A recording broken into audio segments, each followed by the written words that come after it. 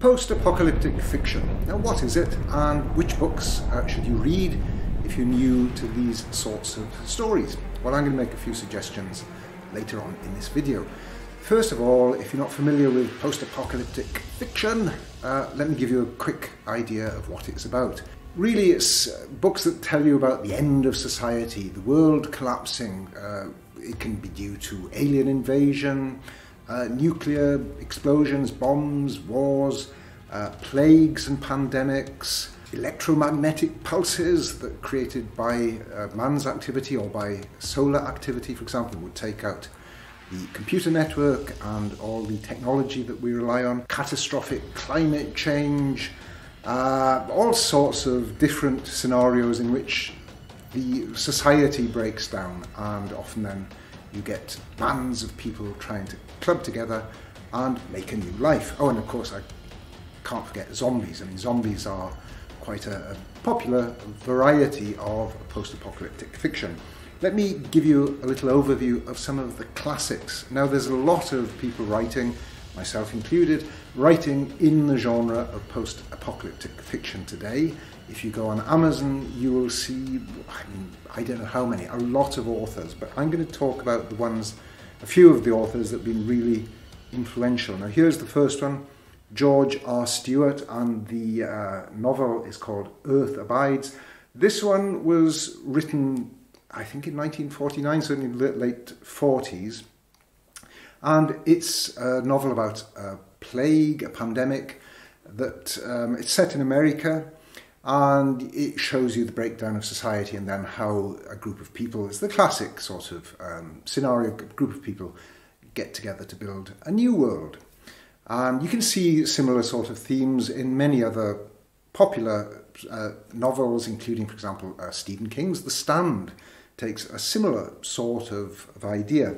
Now, let's go to another one here, another favourite. This is John Windham. Now, John Windham was a British author, and I suppose this is his most famous novel, The Day of the Triffids.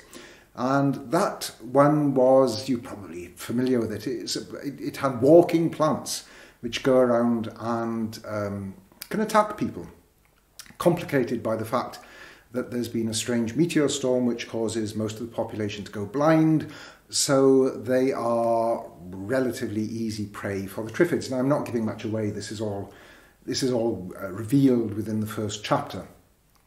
So, they've got a wonderful first chapter, incidentally. If you haven't read The Day of the Triffids, the first chapter is the rest of the book doesn't live up to it, to be honest, but the first chapter is absolutely classic. Now, John Windham was a typically British writer of the 50s and early 60s.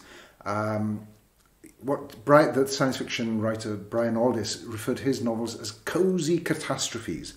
And by that it means the people in the main characters tend to go on living a reasonably comfortable life in the middle of complete disaster. So it's not terribly depressing.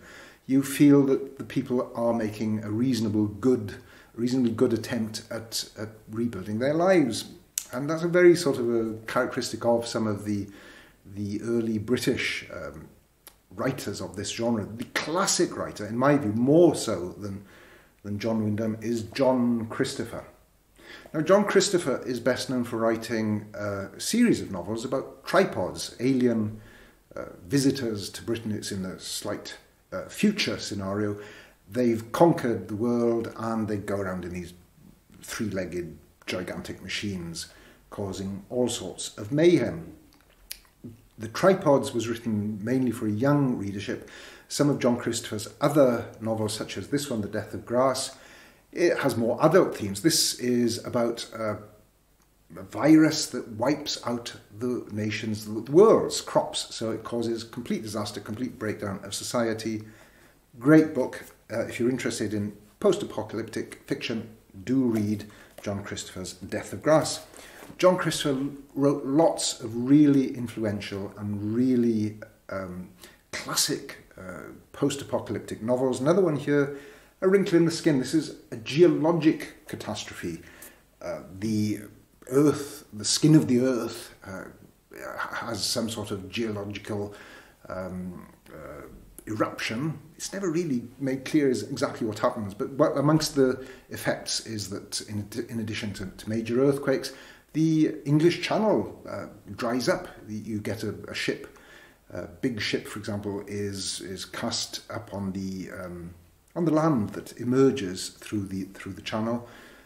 I rather like this one. It's not. I don't think all that many people read this these days, but again, if you are interested in classics, that's one I'd go for. And I'll just mention one more John Christopher novel. This is called The World in Winter. This would be really ahead of its time because this is about catastrophic climate change in which the world becomes a frozen wasteland. So that's John Christopher's World in Winter. Now, some of these themes I've adopted and adapted for my own use in my own series books. Mine is called The Exodus Plague. So there's a series of my books begins with the snow, and from the title The Exodus Plague and the snow, you might be able to make a few guesses at some of the ideas that I've put into that. I've tried not to copy other writers, but inevitably you're going to be influenced by those who went before you. Now, before finishing a roundup of the classics, one I'd like to mention is, well, I suppose some post-apocalyptic purists would object to me including it at all because it doesn't have any of the standard end-of-the-world scenarios. It's a series by John Marsden, Australian writer set in Australia, and it's called Tomorrow When the War Began. It's an odd series. No real explanation is given as what the catastrophe is. There's a military invasion. That's all you know. Some teenagers go out on a camping holiday.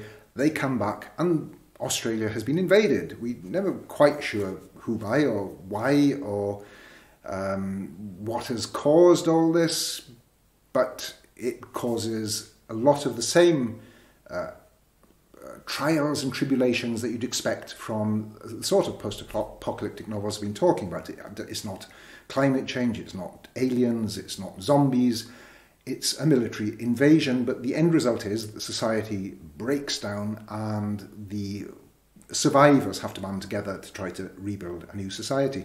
There's about, I think, 7 books in this series. I've only read the first 2 so far. As far as I know, because I haven't read to the end, the explanation of how and why the military invaded Australia is never really given, which is something that I actually quite like. I mean, some readers like everything to be explained so that at the end of the book you know exactly what happened, why it happened, and so on. I've always thought that if there was a real calamity, then the public at large would never know what's happened. Think about all the rumours and the fake news and the real news about COVID. People are still arguing, where did it come from? Pangolins, bats, manufactured in a laboratory, escaped from a laboratory. And that's when we've got the world fully functioning with news media 24 hours a day, internet and so on. They're still arguing about this. In a world that really, really collapses, where you have no radio, no television, no internet, no ability to talk to people beyond a very, very limited circle of acquaintances, how on earth would you ever work out what had really happened? So that's one of the things I really like about this book, is that it doesn't explain too much. Now, that's a first short overview of this genre of post-apocalyptic fiction. I hope you might be tempted to try out 1 or 2 of those and subscribe to my channel because I have lots more to say about this and other subjects shortly.